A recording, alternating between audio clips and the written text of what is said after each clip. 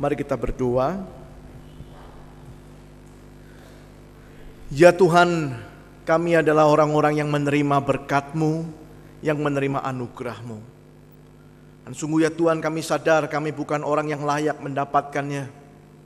Tetapi karena ada maksud rencana Tuhan, supaya kami boleh menjadi saluran berkat-Mu bagi sekitar kami.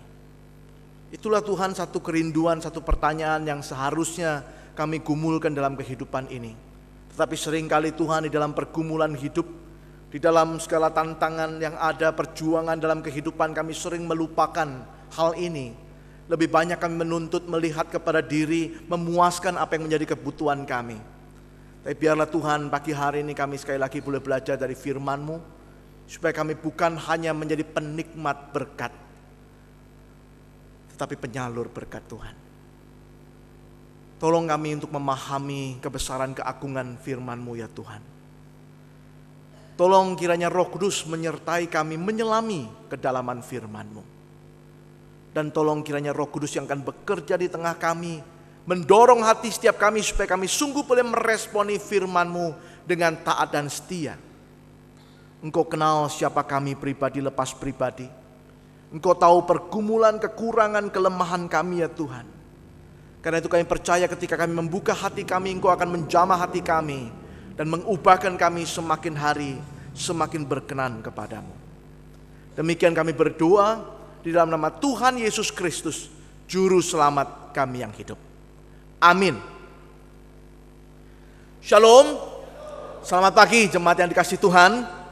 Senang sekali pagi ini boleh beribadah bersama saudara dan boleh membagikan firman Tuhan. Saudara, tema yang dirancang oleh gereja untuk bersama kita renungkan pagi hari ini adalah kepedulian Nehemia sebagai subtema dari tema bulanan mentalitas seorang pemimpin. Mari saya mengajak kita sekalian membuka kitab Nehemia pasal yang pertama. Kita akan memperhatikan ayat yang keempat sampai ayat yang keenam. Berkaitan dengan waktu kita yang tidak panjang, kita akan memperhatikan ketiga ayat ini sambil melihat bagaimana keteladanan dari Nehemia yang boleh kita pelajari bersama. Nehemia pasal yang pertama. Saudara, mari kita perhatikan mulai ayat yang keempat sampai ayat yang keenam. Demikian firman Tuhan. Ketika aku dengar berita ini, duduklah aku menangis dan berkabung selama beberapa hari. Aku berpuasa dan berdoa ke hadirat Allah semesta langit. Kataku, ya Tuhan Allah semesta langit, Allah yang maha besar dan dahsyat, yang berpegang pada perjanjian dan kasih setianya terhadap orang-orang yang kasih kepadanya dan tetap mengikuti perintah-perintahnya. Berilah telingamu dan bukalah matamu, dan dengarkanlah doa hamba-Mu yang sekarang kupanjatkan ke hadirat-Mu siang dan malam bagi orang-orang Israel. Hamba-hamba-Mu itu dengan mengaku segala dosa yang kami orang Israel telah lakukan terhadap-Mu. Juga aku dan kaum keluargaku telah berbuat dosa. Demikian jauh pembacaan firman Tuhan. Saudara, seorang pakar kepemimpinan bernama John Gardner suatu kali memberikan sebuah perbandingan. Dia mengatakan demikian. Pada tahun 1776, dengan sekitar 3 juta penduduk, Amerika itu bisa memiliki 6 sedikitnya pemimpin kelas dunia. Seperti George Washington, John Adams, Thomas Jefferson, Benjamin Franklin, 6 orang saudaraku. Dia mengatakan hari ini dengan jumlah populasi yang lebih dari 250 juta orang, bukankah mestinya Amerika itu memiliki pemimpin kelas dunia sedikitnya 500 orang. Tetapi bagaimana kenyataannya? Dia bertanya. Saudara, bagaimana dengan Indonesia? Rakyat yang begitu banyak, bukankah mestinya menyediakan ada banyak potensi, banyak orang yang bisa memimpin. Tetapi hari ini saudara, hari ini kita sedang mencari pemimpin dan tidak menemukan yang bisa melegakan kita untuk berkata dia memang layak untuk memimpin bangsa ini. Saudara, inilah yang disebut krisis kepemimpinan. Apalagi jikalau kita ditambah, saudaraku, dengan pertanyaan bagaimana dengan pemimpin baik yang Kristen. Saya khawatir jumlahnya akan semakin sedikit, saudaraku. Kalau hari ini kita ditanya siapa pemimpin baik yang Kristen hari ini yang bisa kita temukan di Indonesia. Pikir-pikir, kita cuma kepikir Ahok gitu loh. Saudara, saya kadang bertanya, mana Acuan, Alyong, Abun? Maksud saya, mana orang-orang Kristen yang lain? Kenapa kok yang muncul di kepala kita cuman Ahok? Seakan-akan memang tidak ada yang lain. Padahal bukankah orang Kristen itu disebutkan di dalam firman Tuhan adalah garam dan terang dunia? Jikalau setiap orang Kristen itu sungguh-sungguh menjalankan fungsinya, dan sungguh-sungguh memiliki, orang-orang yang mengaku Kristen itu semuanya memiliki natur yang sejati sebagai garam dan terang dunia. Bukankah mestinya, saudaraku, hari ini Indonesia tidak perlu terlalu sulit mencari pemimpin. But why? Mengapa, saudara? Di manakah orang-orang yang mestinya dapat ditemukan sebagai pemimpin itu? Karena itu, saudara, saya kira penting sekali kalau hari ini kita bisa memakai waktu untuk berkaca dari para pemimpin yang diperkenalkan dalam Alkitab. Pemimpin yang diperkenan oleh Tuhan. Bagaimana karakter mereka, bagaimana mentalitas mereka. Dan tentu, saudara, mari kita juga berdoa agar Tuhan mendorong dan menolong kita untuk boleh mengembangkan hal yang mestinya ada di dalam diri kita itu. Sehingga kita bukan hanya boleh bersaksi di tengah dunia yang krisis kepemimpinan ini, tetapi juga berbuat sesuatu. Karena bukankah itulah maksud Tuhan menghadirkan kita di dalam zaman ini. Saudaraku, kalau gereja hari ini merancangkan tema-tema tentang kepemimpinan, satu hal yang indah untuk kita berkaca. Jangan dulu berkata, aku kan bukan dia, aku bukan siapa-siapa. Tapi saudara, kalau Tuhan menghadirkan kita dalam konteks zaman ini, Tuhan rindu saudara dan saya boleh berbuat sesuatu bagi kemuliaan Tuhan. Dan mari kita berdoa supaya kita sungguh boleh menjalankannya. Nah, saudara, hari ini kita akan belajar dari seorang pemimpin yang bernama Nehemia. Dan khususnya, saudara, kita akan menekankan tentang kepeduliannya. Bagaimana Nehemia sebagai seorang pemimpin memiliki sebuah karakter, sebuah mentalitas yang peduli, yang concern. Dan mestinya seorang pemimpin itu demikian. Saudara, siapakah Nehemia? Nehemia adalah seorang Yahudi yang tinggal di tanah pembuangan. Bagian awal dari kitab Nehemia menunjukkan masa sekitar abad ke-5 sebelum Masehi. Pada waktu itu yang berkuasa adalah kerajaan Persia dengan rajanya Artasasta. Menurut catatan saudara, kira-kira tahun yang dimaksudkan pada masa ini adalah tahun 445 sebelum Masehi. Kira-kira orang Israel itu sudah 130 tahun ada dalam pembuangan. Pada tahun 586 sebelum Masehi, mereka itu dibawa ke pembuangan, dikalahkan oleh Babel. Pada waktu itu, saudara, tembok kota Yerusalem itu dihancurkan oleh Babel dengan rajanya Nebukadnezar. Tetapi pada tahun 458 sebelum Masehi, saudara, Tuhan mengizinkan orang Israel itu boleh pulang.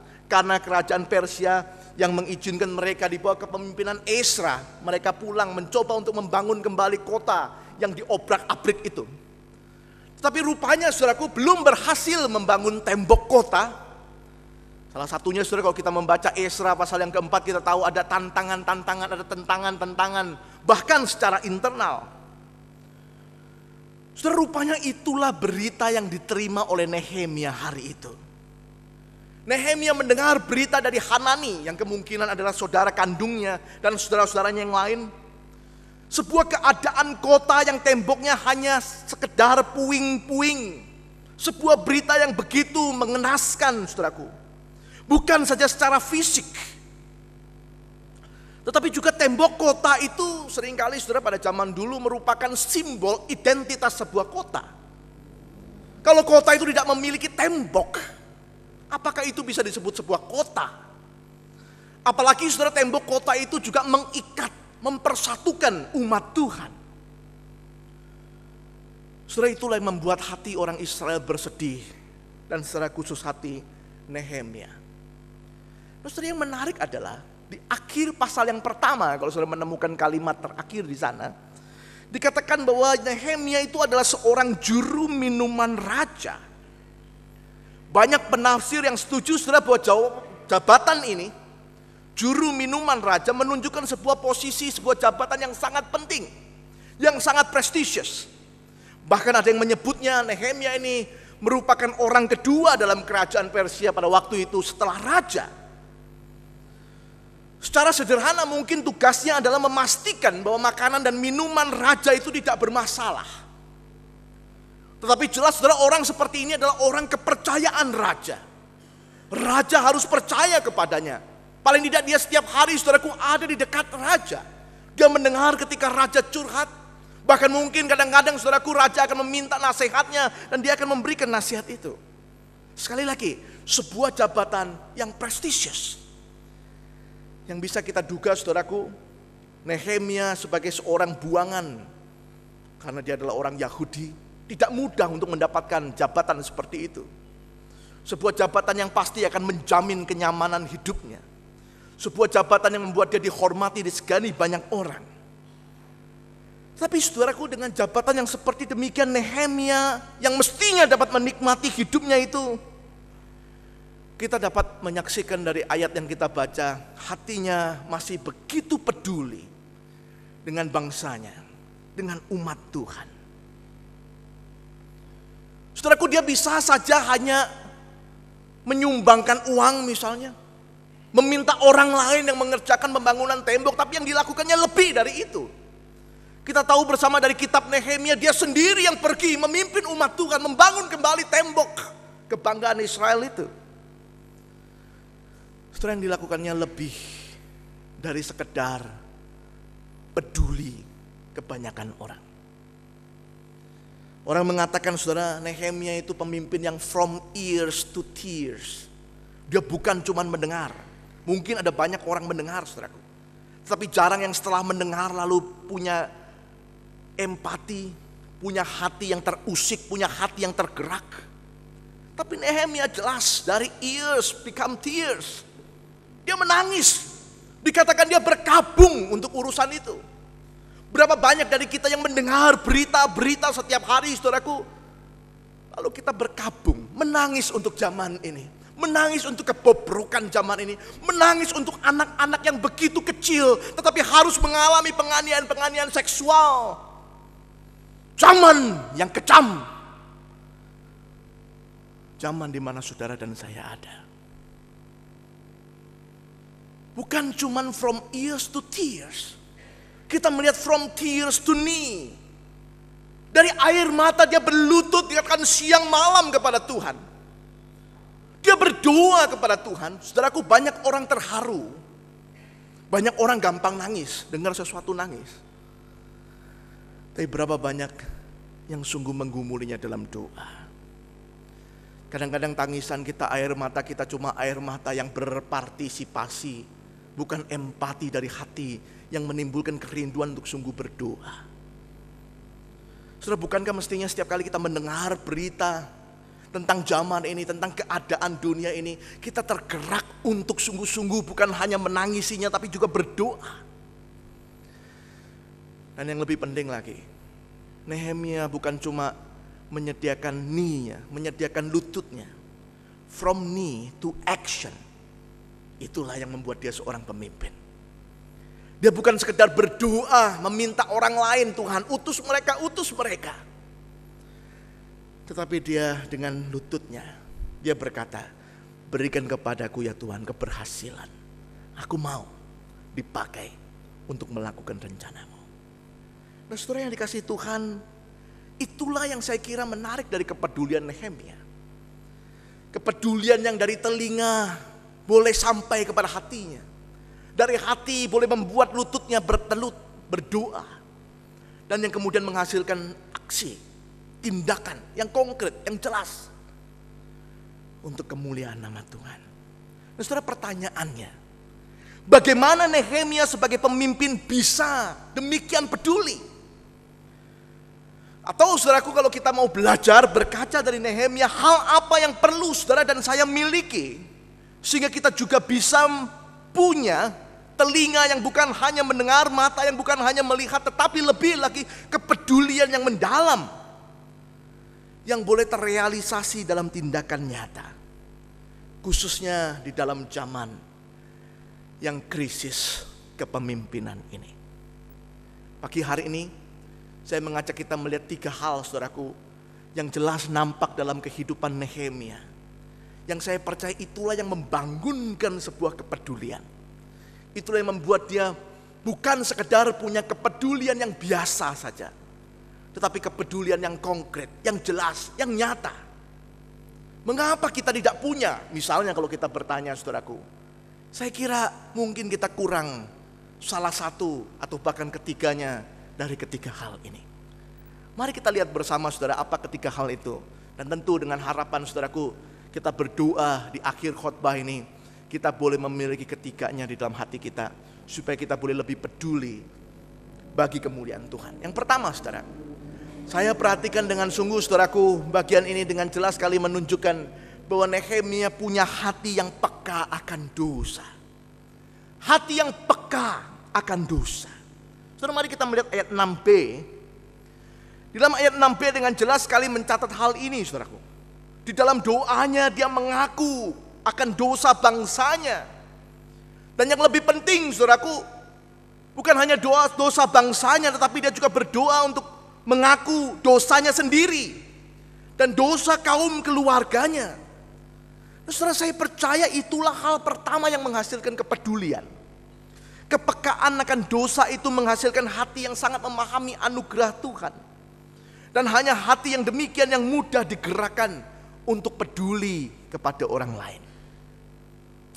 Saudara, tentu saja kita bisa peduli tanpa menyadari dosa. Orang di dunia pun yang tidak menyadari dosa juga bisa peduli, concern dengan orang lain. Tetapi kasih tanpa kepekaan akan dosa itu berbahaya sekali. Kepedulian yang tidak berangkat dari kesadaran bukan hanya punya sebuah komitmen yang lemah. Kalau kita hanya peduli tetapi tidak berangkat dari kesadaran akan dosa, saudaraku, seringkali kita mendapati sebuah komitmen dari kepedulian itu yang lemah. Mungkin begitu kita melihat orang yang kita pedulikan itu tidak layak lagi diperhatikan, tidak layak lagi dipedulikan, kita langsung surut. Kita tidak mau lagi mempedulikannya, kita tidak mau lagi mengasihinya karena kita merasa mereka tidak layak untuk dikasihi. Tapi bukan hanya lemah saudara, tadi yang saya maksudkan adalah seringkali kepedulian atau kasih tanpa dilandasi rasa kesadaran akan dosa bisa manipulatif karena faktor dosa tadi.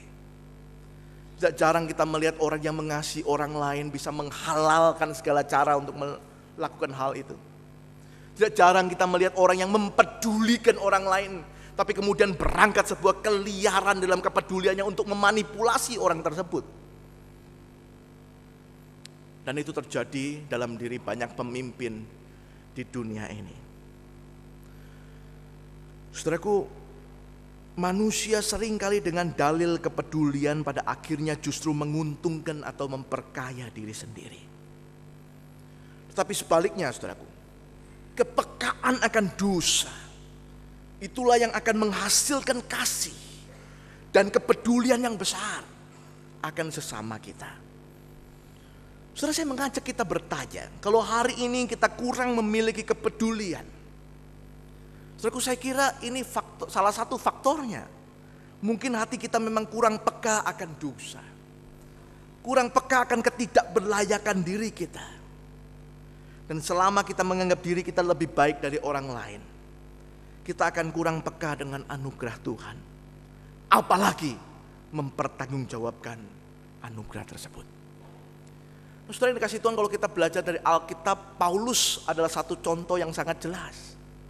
Paulus adalah seorang hamba Tuhan yang begitu menyadari siapa dirinya, keberdosaannya.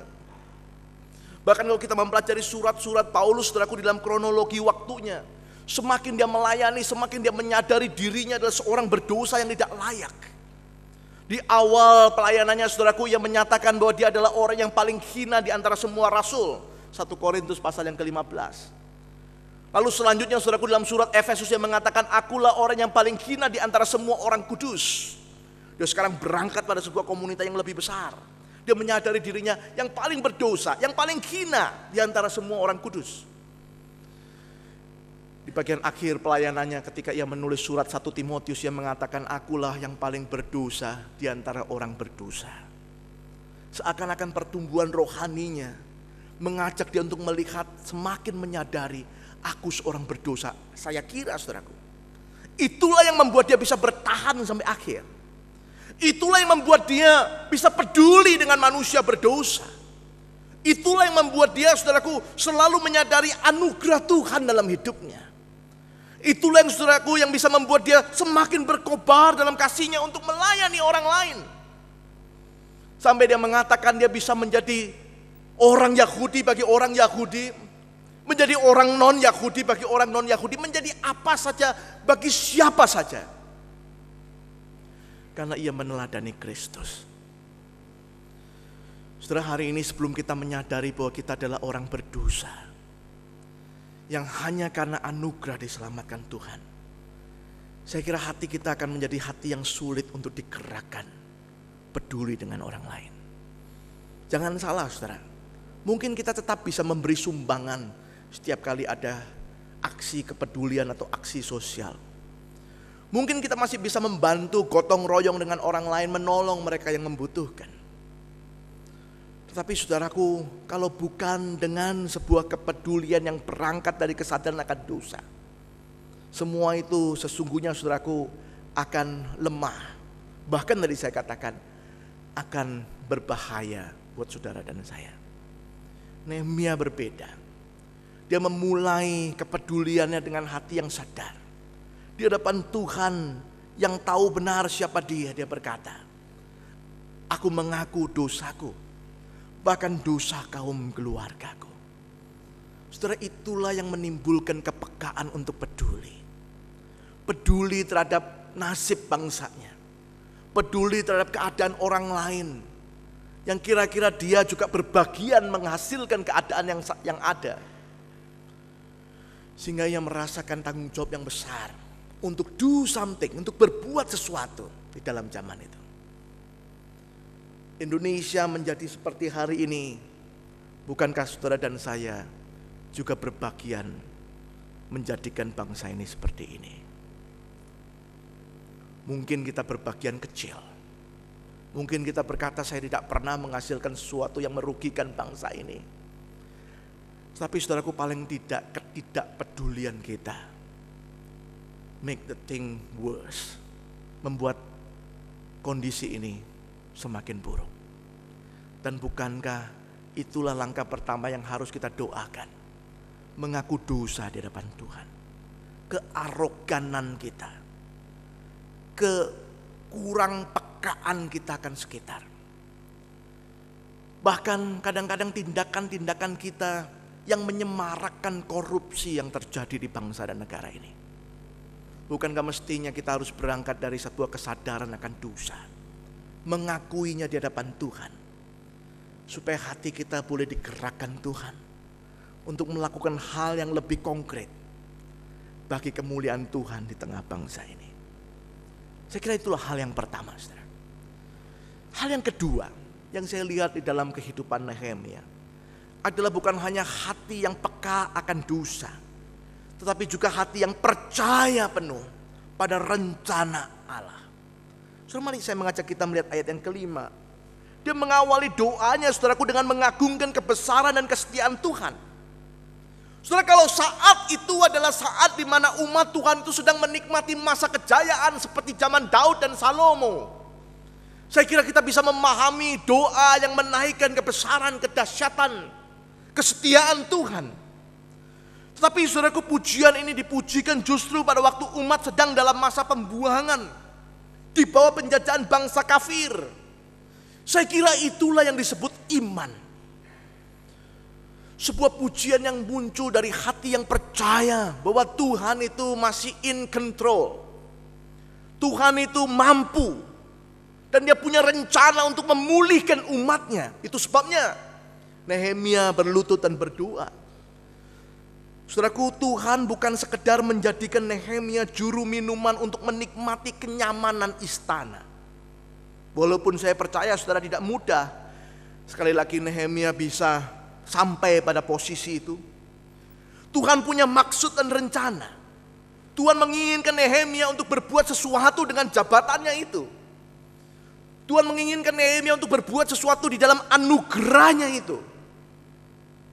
Saya membayangkan saudara, dalam tiap hari saat teduhnya Nehemia selalu berdoa dan bertanya kepada Tuhan, Tuhan, apa yang Engkau inginkan sehingga Engkau beranugerah kepadaku? Tuhan, apa yang Engkau inginkan sehingga di antara begitu banyak orang aku yang terpilih menjadi juru minuman? Tuhan, apa yang Engkau inginkan sehingga di antara begitu banyak orang, bahkan aku sebenarnya orang buangan yang mestinya dijajah, aku boleh diangkat dalam posisi seperti ini. Apa yang Kau mau ya Tuhan? Saudara, kebiasaan seperti itulah yang saya percaya membuat hatinya begitu mudah digerakkan.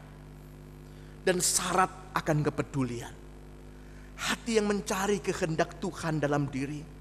Hati yang rindu untuk menggenapkan kehendak Tuhan itu, apa saja harga yang harus dibayarnya.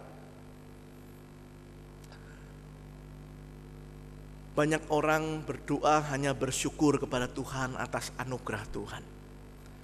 Tetapi berapa banyak yang berdoa bertanya, mengapa Tuhan memberikan anugerah itu kepadaku?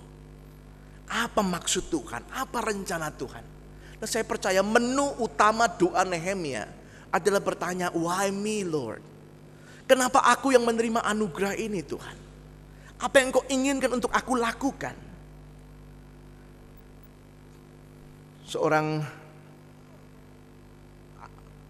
artis Kristen, saudaraku, bernama Michael West menuliskan sebuah pujian yang kira-kira dia mengatakan, saudaraku, pagi-pagi ketika ia bangun, ia menatap dunia yang penuh dengan segala hal yang menyesakkan hati. Dia melihat anak-anak yang dijual di dalam perbudakan. Dia melihat orang-orang yang hidup dalam kemiskinan. Dia melihat begitu banyak kejahatan. Dia melihat begitu banyak orang yang menderita. Dia menatap ke langit dan bertanya kepada Tuhan, God, why don't you do something? Tuhan, mengapa Engkau tidak berbuat sesuatu? Lalu dia mendengar Tuhan berkata, I created you. Dia mendengar Tuhan berkata, saya sedang berbuat sesuatu, bahkan sudah berbuat sesuatu. Aku menciptakan engkau. Saudara, kadang kita melihat hal-hal yang negatif, penderitaan, kemiskinan, kesengsaraan. Kita bertanya, kenapa Tuhan mengizinkan? Bahkan ada orang-orang Kristen tertentu, saudara, gara-gara melihat hal-hal itu menjadi orang ateis, menolak untuk percaya Tuhan. Kita seringkali lupa bahwa Tuhan sebenarnya sudah berbuat sesuatu dengan menciptakan saudara dan saya. Karena Ia menciptakan setiap kita, Ia memilih setiap kita menjadi anak-anaknya, punya maksud, punya rencana. Seperti lagu yang kita nyanyikan, supaya kita menjadi saluran berkat bagi orang lain. Saya selalu terharu setiap kali mendengar kisah Esther, saudaraku. Mordekai kepada Esther yang pada waktu itu menjadi wanita kesukaan raja, berkata, mungkin untuk saat inilah Tuhan ingin engkau berbuat sesuatu. Tetapi kalau engkau merasa ini bukan waktunya, tapi kalau engkau tidak mau untuk berbuat sesuatu, jangan kira Tuhan tidak bisa memakai yang lain. Bahkan Tuhan bisa memakai batu untuk menjalankan rencananya. Saudara, hari ini kita harus sungguh bertanya, apa yang Tuhan ingin untuk aku lakukan? Tanpa kita, Tuhan masih bisa memakai yang lain. Tetapi celakalah orang yang mestinya berbuat sesuatu sesuai dengan rencana Tuhan, tapi hanya berdiam diri dan tidak pernah bertanya, apa yang aku harus lakukan ya Tuhan?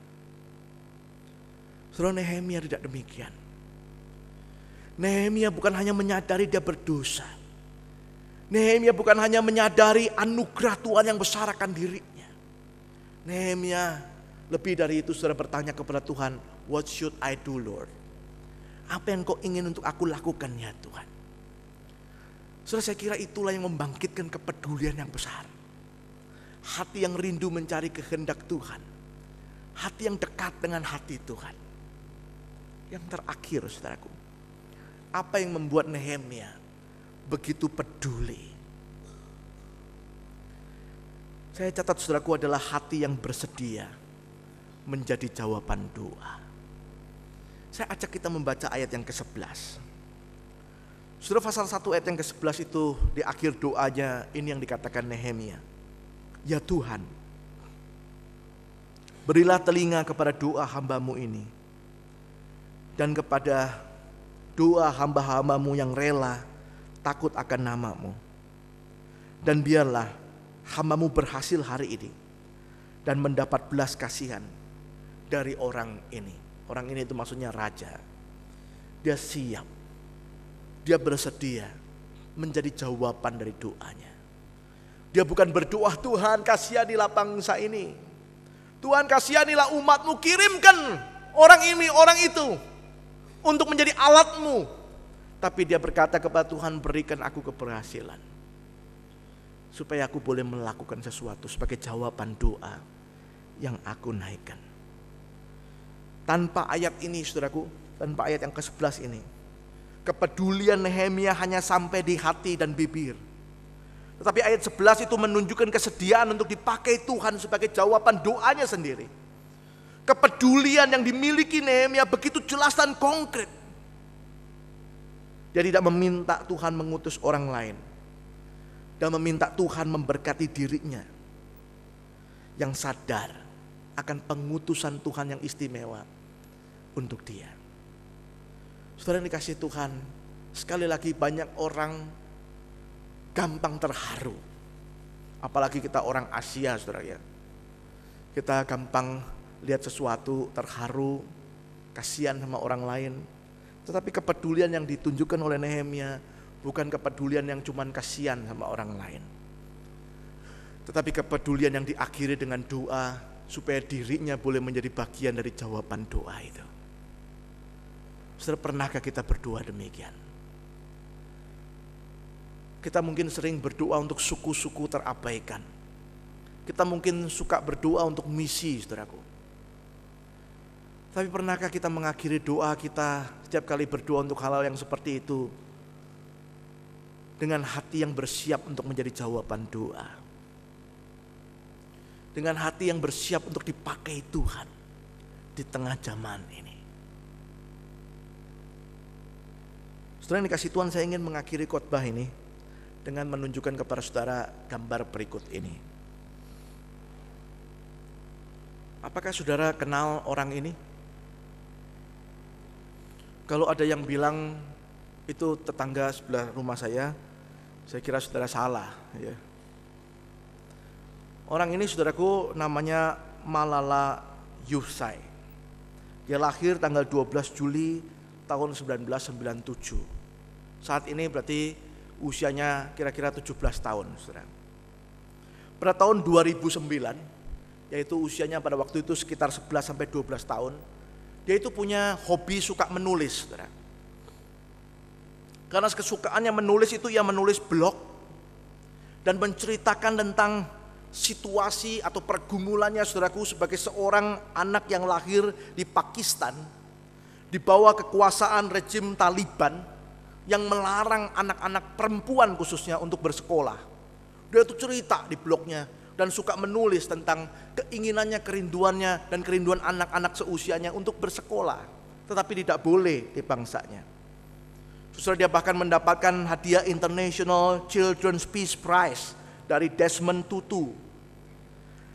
Dan dia diundang banyak kali kesempatan untuk pidato, menyampaikan pesan-pesannya. Usianya belum juga lulus SD begitu, 11-12 tahun, saudaraku. Tapi diundang banyak untuk sharing. Pada tanggal 9 Oktober 2012, usia kira-kira 14 tahun, dia itu ditembak di leher dan kepalanya. Boleh berikutnya. Oleh kelompok Taliban. Kalau saudara belum tahu kelompok Taliban, mungkin gambar berikutnya. Nah ini saudara ya, ini kelompok Taliban ya. Kalau saudara ketemu yang kayak begini, nah ini Taliban maksudnya saudara ya. Dan dia sempat tidak sadarkan beberapa hari. Nah saudara, apa yang dialaminya itu membuat banyak orang mulai mengenal siapa Malala. Boleh slide berikutnya. Banyak anak yang nangis, berdoa untuk dia. Dia itu dianggap idola anak-anak pada waktu itu. Boleh berikutnya. Itu setelah beberapa minggu dia kemudian boleh sadarkan diri. Nah saudara, yang di sebelahnya itu papanya yang adalah seorang guru, yang saya percaya dia banyak diinspirasi oleh sang ayah di dalam kepeduliannya itu. Boleh slide berikutnya. Banyak orang kemudian mulai bangkit berdiri dan ikut bersama mendukung perjuangannya. Saudara tuliskan Malala for Peaceful Pakistan. Anak kecil saudaraku, usia 14 tahun. Berikutnya. Dia itu jadi idola, fotonya besar-besar. Jadi idola, anak-anak dianggap pahlawan besar. Boleh berikutnya. Banyak orang juga melalui internet, saudaraku, media sosial mengumpulkan dana untuk mendukung perjuangannya. Bahkan pada tanggal 15 Oktober 2012, PBB itu mengeluarkan sebuah petisi yang mengatakan pada akhir 2015, semua anak akan mendapat pendidikan yang layak dan itu akan diperjuangkan oleh Perserikatan Bangsa-Bangsa. Bahkan Sekjen PBB Ban Ki-moon menetapkan tanggal 10 November ditetapkan sebagai Malala Day. Hari Malala, memperingati perjuangan anak kecil ini. Slide berikutnya. Saudaraku, setelah penembakan itu dia ditanya, apakah dia akan berhenti? Kali itu tembak kena leher, kena kepala, tapi dia masih bisa sembuh. Apakah dia akan berhenti? Dia mengatakan, saya tidak akan berhenti. Saya akan terus berjuang dan perjuangan ini sederhana saja. Saya cuma pengen sekolah. Dia mengatakan, how dare the Taliban take away my basic right to education.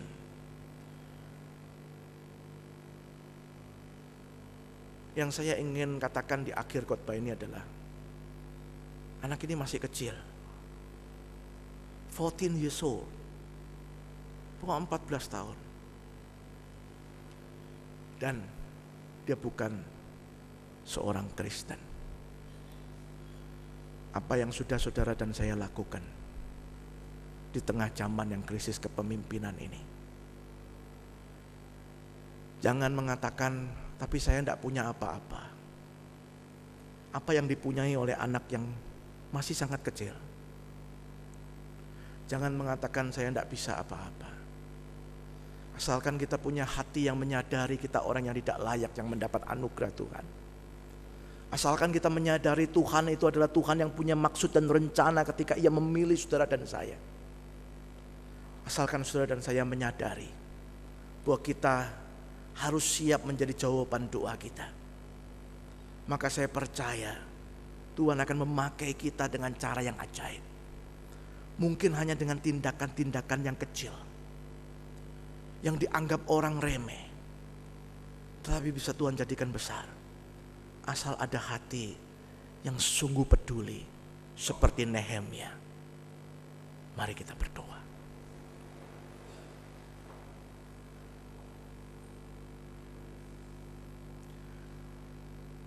Jadikan aku saluran berkat dan pemancar kasih Kristus. Dengar doa aku dan jadikanku saluran berkat bagi umatnya. Saudara, mari kita tenang di hadapan Tuhan. Saya mengajak kita mengingat anugerah Tuhan yang mengasihi kita yang berdosa. Saya mengajak kita mengingat bahwa Allah kita itu punya maksud dan rencana menghadirkan kita dalam zaman ini. Saya mengajak kita mengingat bahwa seharusnya seorang yang berdoa siap menjadi jawaban doa yang dinaikkannya. Ya Tuhan, Nehemia boleh Tuhan pakai karena ia punya hati yang sadar akan anugerah Tuhan yang besar atas dirinya yang berdosa. Punya hati yang sadar bahwa Tuhan punya rencana menjadikan dia di dalam posisinya pada waktu itu. Hati yang sadar dan bersedia menjadi jawaban atas doa yang dinaikkannya. Biarlah kami juga belajar seperti Nehemia. Mungkin kami tidak banyak bisa berbuat sesuatu, tetapi yang Kau cari adalah hati yang bersedia ya Tuhan. Dan biarlah Kau temukan di dalam kami. Bangsa ini membutuhkan orang-orang Kristen yang sungguh-sungguh memiliki natur yang sejati sebagai garam dan terang. Dan biarlah bangsa ini boleh mendapatkannya di dalam hidup kami yang sederhana ini. Di dalam profesi apapun yang kami punya Tuhan. Di dalam karunia, bakat, talenta apapun yang Kau sudah berikan kepada kami ya Tuhan. Di dalam konteks, situasi, kondisi yang Kau izinkan untuk ada pada diri kami ya Tuhan. Biarlah kami berbuat sesuatu sebagai kepedulian kami yang berasal dari Tuhan. Berkati jemaat-Mu, berkati gereja-Mu. Di dalam nama Tuhan Yesus kami berdoa, bersyukur. Amin. Tuhan memberkati saudara. Terima kasih.